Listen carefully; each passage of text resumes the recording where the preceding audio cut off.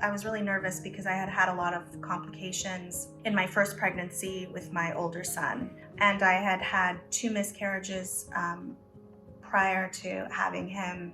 So I was excited, very excited, but also very nervous. I had pretty much every complication in the book. I had gestational diabetes, placenta previa, having to scream to my husband, like, I think I need to go to the hospital. They were nervous about something happening to me or the baby or both of us, saying that I needed to stay there until the baby was born. The doctors said, this is really not safe anymore. If we continue to keep you here, then something could happen to you and something could happen to the baby. I also had the thought of like, am I going to survive this? Am I gonna die? Which was really scary. You're never prepared for being told that the situation is becoming dire. This is an extremely urgent situation and we need to have a C-section now. You're gonna have this baby tonight.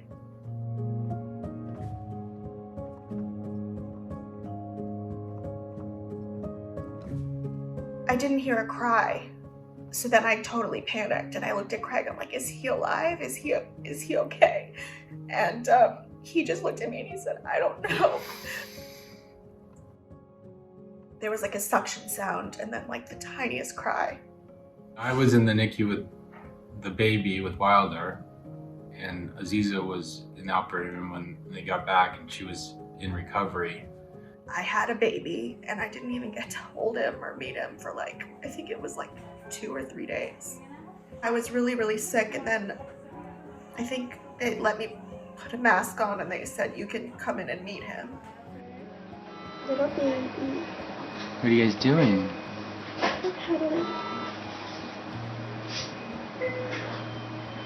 You guys are so beautiful. We love you, Wilder. The sounds of the beeping and all of these little babies like in these incubators and tubes everywhere. It was really scary. It was in the critical care section of the NICU and we were it was tough to hold him because there's so many wires connected and it was such an ordeal or production to get him out of the incubator.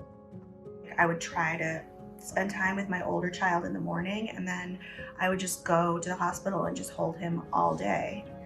Finally, he was a little bigger and a little more stable and we graduated to like the kind of standard care room in the NICU and could take him out and hold him skin to skin.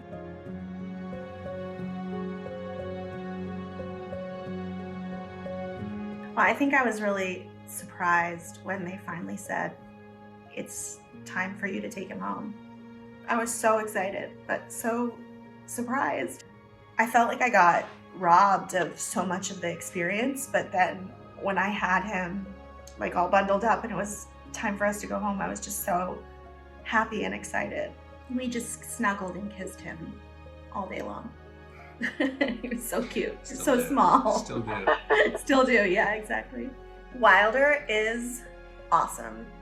I honestly can't imagine my life without him. He's 8.5. I think his big brother has been his sort of protector and kind of, he looks up to him. He's a really good brother. They have a really special relationship. To this day, they still can't tell me why I had my baby early. I think that's just a question that sort of haunted me. And March of Dimes was the organization that is continuing to look into answers to those questions. They fight for the health of every mom and every baby, and it is a really special organization, and we're just honored to have been a part of it for the last 5 years. Sharing our story is healing for us, and we're hoping impactful and healing for others. Thanks for helping me when I was in the NICU. Thank you, March of Dimes.